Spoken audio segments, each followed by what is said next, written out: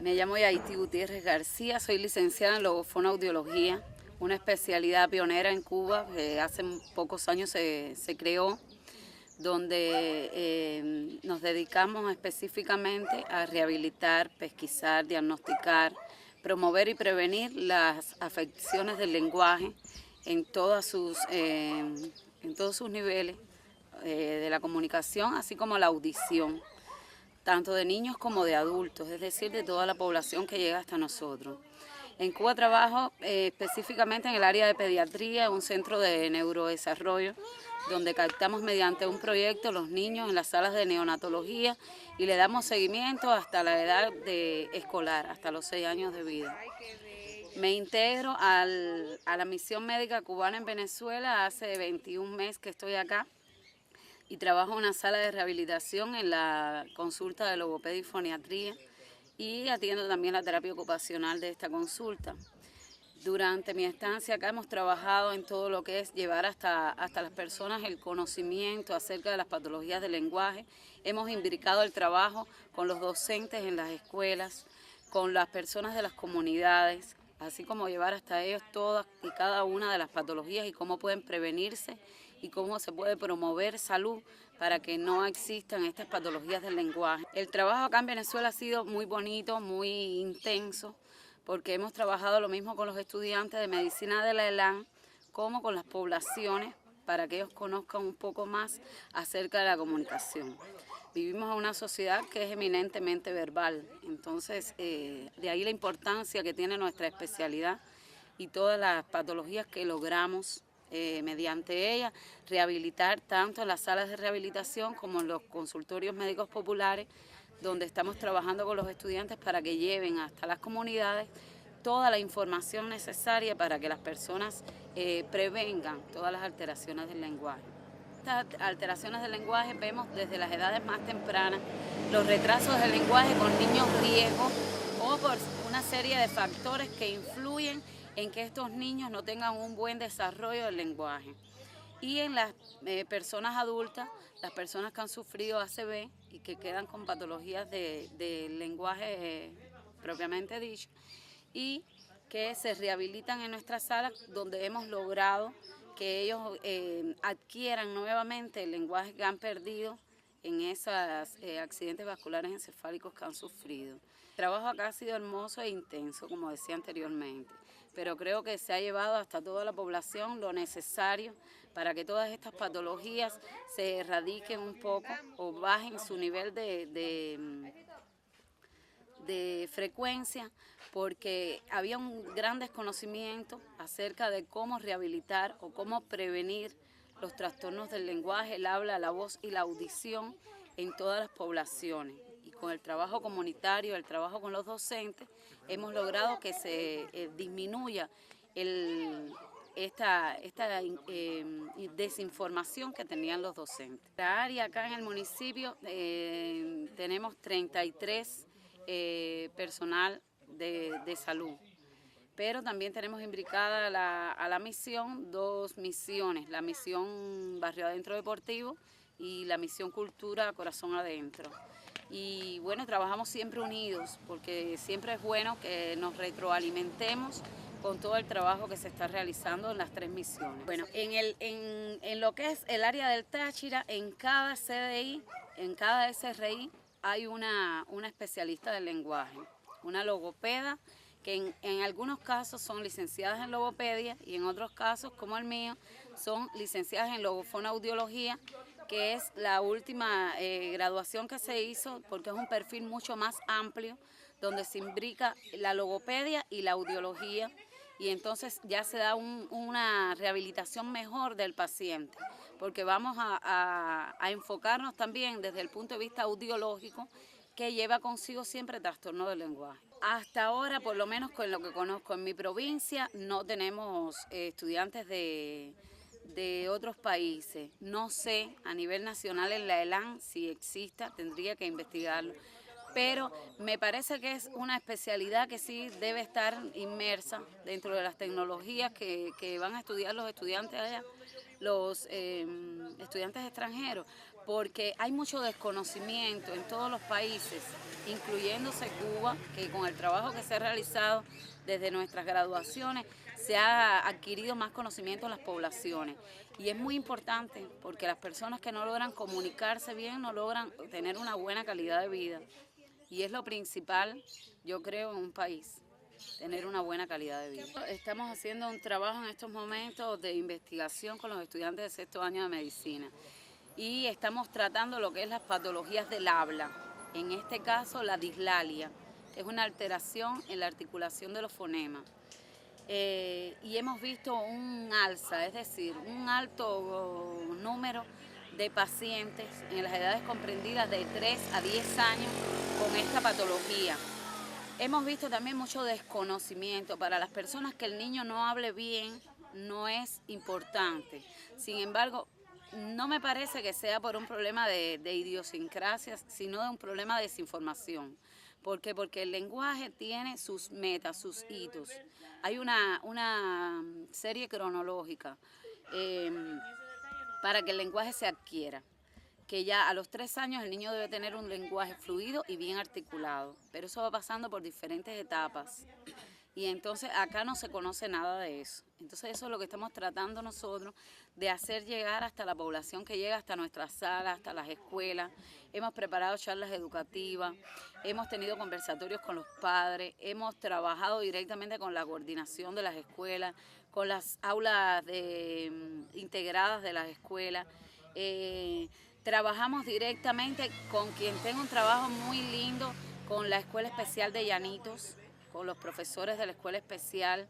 Hasta ahí me han llegado niños con autismo, niños con síndrome de Down y hemos visto cómo ellos cuando se ven atendidos, cuando se ven que se les presta atención, se sienten bien. Y los profesores han adquirido también una serie de conocimientos que quizás no habían llegado hasta ellos porque nunca habían tocado el tema de lo que es la rehabilitación del lenguaje con la mano. Que se vinculen más a lo que es el trabajo del logopeda en las salas de rehabilitación, porque es un trabajo que los puede ayudar a ellos mucho en que la persona entienda hasta cierto punto cuál es la importancia de la comunicación, no solo en Cuba y Venezuela, sino en el mundo entero. Que se vinculen al trabajo allí, que se preparen charlas, que se preparen talleres, tanto con los docentes como con las personas de la población en general. Los trastornos del lenguaje, el habla, la voz y la audición hay en todas partes y por un problema de desconocimiento no se han rehabilitado los pacientes. Y desde que nosotros estamos acá, que se están pesquisando, se están diagnosticando y se están rehabilitando, se ve como las personas se sienten agradecidas, se sienten bien en la rehabilitación que se le ha hecho a estos pacientes. Nosotros de hecho hacemos trabajo comunitario, visitamos las escuelas, pesquisamos los estudiantes, lo hicimos en Las Guamas, lo hicimos en El Fical, lo hicimos en Salomón. Hemos tenido un trabajo muy importante con la escuela de Andrés Bello, con los colegios de ahí de lo que es la capital del municipio, y los pacientes que nosotros no logramos pesquisar en las escuelas llegan hasta la sala de rehabilitación. Nosotros diagnosticamos, ponemos el tratamiento y ese tratamiento lo siguen también las aulas integradas de las escuelas. Es decir, que no es como una campaña, sino es como una forma de unir el trabajo tanto de la familia como de la escuela y la consulta, que es el verdadero resultado favorable que pueden tener los niños y las personas en general, porque en la rehabilitación del lenguaje se imbrica todo lo que es la rehabilitación de los niños, de los adultos y de los adolescentes, pero tiene que estar inmersa la familia, la fase educativa, es decir, las escuelas y la consulta con los especialistas que atienden el lenguaje. De hecho, he tenido muchos casos sumamente importantes y que hasta ahora he tenido experiencias bonitas. Tuve un niño con autismo, Nixon Ruiz, y cuando llegó a la consulta que empezamos a conversar, la madre tenía un gran conocimiento acerca de la patología de su hijo. Y empezamos a trabajar con el niño tuvo muchos logros. Tengo otro paciente con autismo también, Rafael Izaguirre, que he logrado muchas cosas lindas con él. He tenido pacientes que han llegado con trastornos de dislalia generalizada que de hecho no se le entendía nada de lo que hablaban. Y los padres al principio me decían, no va a lograr nada. Y empezamos a trabajar unidos, la escuela con el niño, el padre con el niño y nosotros en la consulta con la familia, la escuela y el niño. Y al final los niños han logrado superar muchos de los trastornos que tenían en la articulación de los fonemas y han pasado por diferentes etapas, es decir, comenzaron con una dislalia generalizada, bajaron a una múltiple y ya hay niños que están en una dislalia simple, como es el caso, por ejemplo, de, a ver si recuerdo el nombre, Luis David Segarra, un niño de 8 años que comenzó con nosotros, tenía 5 años cuando comenzó, ya cumplió los 8 años. Cuando llegó ahí el papá nos decía que no se le entendía nada de lo que hablaba. Empezamos a trabajar con Luis David y Luis David ha tenido muchos logros.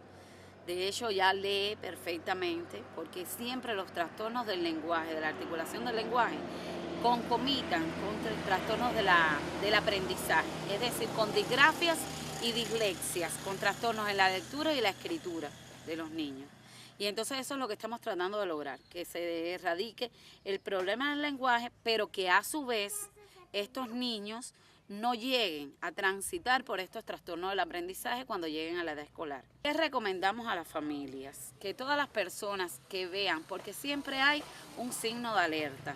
El signo de alerta es cuando el niño, por ejemplo, no logra pronunciar bien los sonidos y está ya en la etapa después de los 3 años, que se acerquen hasta nosotros. Nosotros estamos a la mayor disposición, estamos todos los días en la sala de rehabilitación y o si no, pues mediante las coordinadoras de las escuelas, ellas nos hacen llegar a nosotros los oficios donde nos dicen qué niños tenemos que atender y nosotros vamos hasta la escuela, nos movemos hasta ahí, hacemos los pesquisajes y ponemos los tratamientos. Los signos son muchos. Los signos de alerta nosotros le llamamos como bombillitos rojos, que se van encendiendo según va el niño creciendo. Uno de los más importantes es la dificultad para la articulación de los sonidos, que puede estar ligada a un trastorno funcional y a un trastorno orgánico. El trastorno funcional, como bien se dice, transita en que el niño no logra captar la posición articulatoria para pronunciar los sonidos. Estoy hablando específicamente de la dislalia, que es lo más frecuente en la zona. Y la orgánica es cuando el niño, por ejemplo, tiene un frenillo sublingual corto, que no logra sacar la lengüita y rebasar el borde inferior del labio. Cuando el niño tiene un labio leporino, una fisura palatina, cuando tiene una nasalidad, porque por ejemplo tiene una hipofunción del velo del paladar y no lo logra adosar para que los sonidos nasales no salgan nasales, sino puramente orales. Y cuando hay un trastorno del lenguaje, de lo que es un retraso del lenguaje, es que el niño no logre de forma cualitativa, de forma cuantitativa, es decir, la cantidad de palabras necesarias para mantener una comunicación con los adultos. Hay una cosa muy importante y es que el niño imita el lenguaje de los adultos. Si nosotros no hablamos con los niños nunca van a tener un lenguaje fluido y bien articulado. Y si le hablamos tiene que ser correctamente, no usar diminutivos, nombrarle todos los objetos con que trabajamos con él durante el día. Hay veces que llega un niño a 5 años y nunca el padre le ha dicho, dame el pie, que te voy a colocar el zapato para que camines. Estamos dándole el nombre de una parte del cuerpo, de un objeto de uso diario y de una función que cumple ese objeto. Utilizarlo en su piecito para que el niño camine. Estamos utilizando un verbo también. ¿Cuántas cosas en una conversación con un niño nosotros nos estamos estimulando? Y entonces no se hace y el niño llega a tener un retraso del lenguaje sin una causa visible. Los signos de alerta comienzan a notarse desde que el niño nace, porque el niño desde que nace, con el primer llanto del niño nacer, el niño se está comunicando. Hay niños que, por ejemplo, el momento más íntimo es la lactancia materna entre la madre y el hijo. Cuando la madre está lactando y conversa con el niño le presta atención, el niño le balbucea, le hace una vocalización recíproca, nos damos cuenta que el niño está fisiológicamente adquiriendo todos los hitos del lenguaje. Pero bueno, si en este momento nos damos cuenta que ese bebé, cuando nosotros le hablamos, no nos mira, no nos presta atención, no se trata de comunicar con nosotros, al menos no suelta lo que está haciendo para prestar esa atención, ya es un signo de alerta que debe tener la madre. O de un trastorno psiquiátrico, que puede ser un autismo o un Asperger, o de una deficiencia auditiva que esté ahí viéndose no tan visible en esa etapa, como que la deficiencia auditiva nosotros la vamos a ver cuando el niño ya parte de los 4 meses, que el niño logra emitir sonidos del medio ambiente, que es otro signo de alerta. Cuando él no logra después de los 4 meses imitar sonidos del ambiente, estamos en presencia de un déficit auditivo o un autismo.